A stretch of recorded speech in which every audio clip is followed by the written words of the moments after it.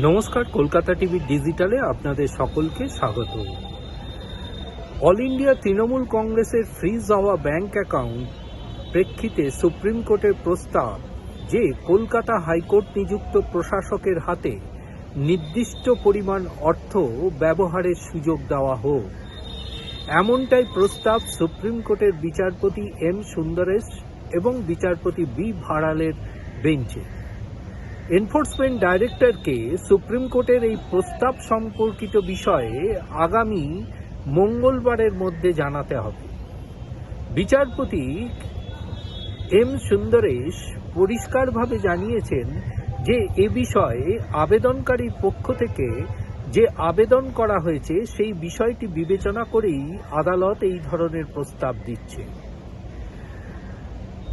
All India Trinamool কংগ্রেসের পক্ষ থেকে দাবি করা হয় যে এনফোর্সমেন্ট ডাইরেক্টরেটের পক্ষ থেকে যে 3টি ব্যাংক অ্যাকাউন্টকে ইতিমধ্যে ফ্রিজ করা হয়েছে, সেই ব্যাংক অ্যাকাউন্ট ফ্রিজের ফলে অল ইন্ডিয়া তৃণমূল কংগ্রেসের যে সমস্ত কর্মীরা রয়েছেন তারা বেতন পাচ্ছেন না।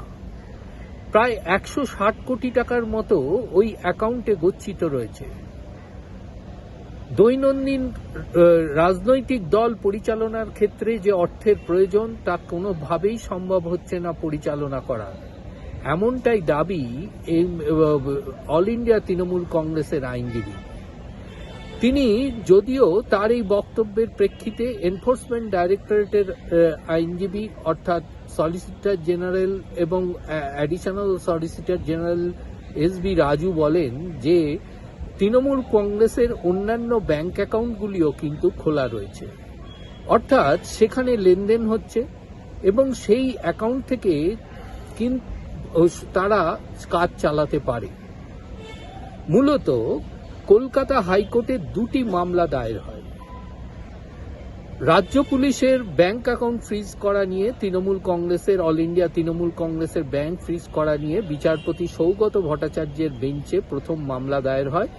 যে মামলায় বিচারপতি সৌগত ভট্টাচার্য অবসরপ্রাপ্ত বিচারপতি সুব্রত তালুকদারের নেতৃত্বে একটি কমিটি গঠন করে দেন এবং সেখানে তিনি পরিষ্কারভাবে জানান যে অবসরপ্রাপ্ত বিচারপতি সুব্রত তালুকদার তিনি প্রশাসক হিসাবে এই ব্যাংক অ্যাকাউন্ট থেকে যে সমস্ত খরচ এবং আয় এবং ব্যয় হবে তা তিনি সম্পূর্ণভাবে তার অনুমতি সাপেক্ষে করতে হবে এবং চেকে সই করবার পর বিচারপতি তালুকদারের স্বাক্ষরের পরই ব্যাংক সে বিষয়ে পেমেন্ট করতে পারবে, এমনটাই নির্দেশ ছিল বিচারপতি সৌগত ভট্টাচার্য। পরবর্তীকালে দেখা যায় যে তৃণমূল কংগ্রেসের 7টি ব্যাংক অ্যাকাউন্টের মধ্যে 3টিকে ফ্রিজ করে এনফোর্সমেন্ট ডাইরেক্টরেট। ফের মামলা দায়ের হয় বিচারপতি কৃষ্ণা রাওয়ের এজলাসে। বিচারপতি কৃষ্ণা রাও এই ব্যাংক অ্যাকাউন্টের খোলার বিষয়ে কোনো রকম অন্তর্বর্তীকালীন স্থগিতাদেশ দেননি। যে রায়কেই চ্যালেঞ্জ জানিয়ে সুপ্রিম কোর্টে আবেদন জানিয়েছে অল ইন্ডিয়া তৃণমূল কংগ্রেস।